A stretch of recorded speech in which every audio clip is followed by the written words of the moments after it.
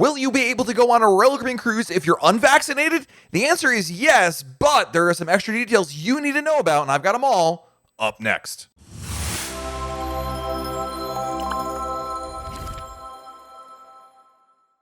Hey everyone, it's Matt from RoyalCaribbeanBlog.com, and the world is abuzz right now talking about cruising restarted. But with the restart comes some new rules and protocols and changes that Royal Caribbean is trying to figure out while it prepares for its cruise ships to return to sailing in the U.S. The good news is Royal Caribbean, and a number of cruise lines as well, are on track to restart cruises from the United States this summer. This is something that seemed just a couple of weeks ago very unlikely, but here we are. We've got cruises starting as early as July, and it's fantastic. But what will the rules be? One of the earliest questions everyone wants to know is, will it be vaccinated or not? And Royal Caribbean recently announced that they're actually not going to require it for all U.S. sailings. There's more details on that later, but there's going to be different protocols depending on where you sail from, and we actually have our first look at what to expect. If you watched earlier this week, you might have seen the video that I posted on our channel from Royal Caribbean Group Chairman and CEO Richard Fain, in which he alluded to the idea that if you were unvaccinated, you would be allowed to go on Royal Caribbean ships,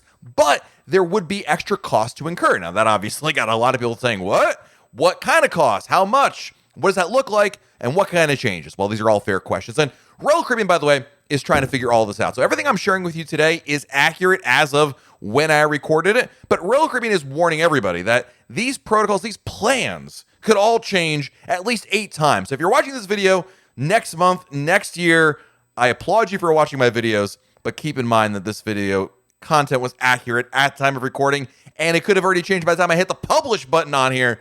So just full disclosure, you get it, right? All right, so here's what's going to happen. If you're fully vaccinated and you want to go on a Royal Caribbean cruise from the U.S., it's going to be pretty simple, and the protocols are going to be pretty easy for you going forward. But if you're unvaccinated, Royal Caribbean has a different plan. Basically, because of laws in the states like Florida and probably Texas, Royal Caribbean has to do things a little bit differently. Under Florida law, and it looks like state law in Texas as well, but that's another story, state law says businesses cannot ask its customers if they're fully vaccinated or not. So there's no way to be able to tell at the terminal, sir, madam, are you vaccinated? Instead, it looks like Royal Caribbean is going to leave it up to the guest to tell Royal Caribbean that they are vaccinated. If they do, then they get to enjoy far less protocols than somebody who is unvaccinated. In addition, there's going to be extra testing to incur, and those tests are not going to be included in your cruise fare. So if you're unvaccinated or simply don't tell Royal Caribbean that you're vaccinated, failure to disclose, whatever, you will have to incur those extra costs. And there could be other costs as well. Royal Caribbean isn't quite sure what exactly that will all look like, but there very much could be different rules if you're vaccinated versus unvaccinated. Now, in addition, there very well could be other protocols to incur, such as wearing face masks and other things you might have to do maybe in shore excursions or whatnot. Now, we're getting this kind of a picture not only from Royal Caribbean, but also from Celebrity Cruises, which announced their protocols. And obviously, Celebrity Cruises, being a sister brand to Royal Caribbean International, they're both owned by the Royal Caribbean Group, have given us kind of a basic idea, the basic premise of how they're going to proceed at this point. Again, all of this could change. If you're cruising from Seattle, going to Alaska this summer, guests who are 16 years old and older must be fully vaccinated against COVID-19, and those 12 or older as of August 1. If you're cruising from Florida, Royal Caribbean says it is strongly recommended that guests get fully vaccinated if they're eligible. Those who are unvaccinated or unable to verify vaccination will be required to undergo testing, be responsible for any expenses incurred, and follow other protocols. These expenses are still being finalized.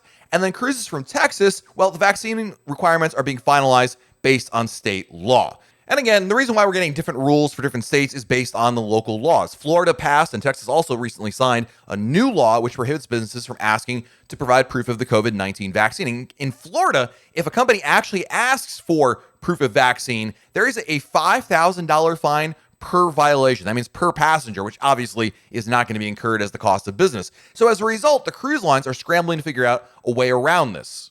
One of the big questions regarding all of this, of course, is what are those other protocols? Getting a test is one thing, but what other changes can we expect on board the cruise ship? And Royal Caribbean has not released its protocols for its U.S. sailings yet. They're still working on them. We do know the protocols for Royal Caribbean's cruises on Adventure of the Seas out of the Bahamas and Anthem of the Seas out of Southampton, England, but those are different scenarios that do require the vaccine as opposed to cruises here in the U.S., which appear to be in some cases not requiring it but recommending it. So basically, we won't yet know until closer to sailing how different the rules will be if you're vaccinated or unvaccinated. My advice is if you're unvaccinated and you're not sure about what it's going to look like, hold off on booking right now, see where things go, and basically make a judgment call after Royal Caribbean announces those protocols. And probably you might even want to wait for at least the first couple sailings to make sure that they're not going to change again. One of the major things happening right now is Royal Caribbean is putting out new rules and protocols and then altering or changing them. We're seeing this all across the board, certainly keeping me busy.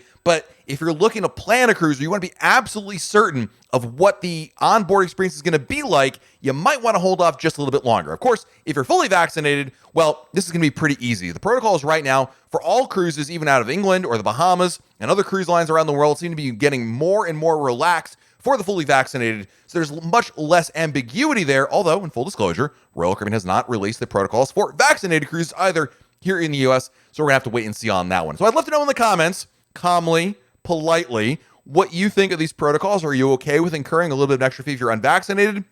What are your thoughts about going on a cruise in general from the US this summer? I'd love to know your constructive, polite, and well thought out with absolutely no profanity thoughts in the comments below. I know you guys are all awesome. So let me know down there. Make sure you like this video if you liked it. Remember, you're liking me, not the content necessarily. And also make sure you subscribe to our channel and turn on your notifications so that way YouTube lets you know when we have a brand new video to share. This has been Matt from RoyalCaribbeanBlog.com, and we'll talk again real soon.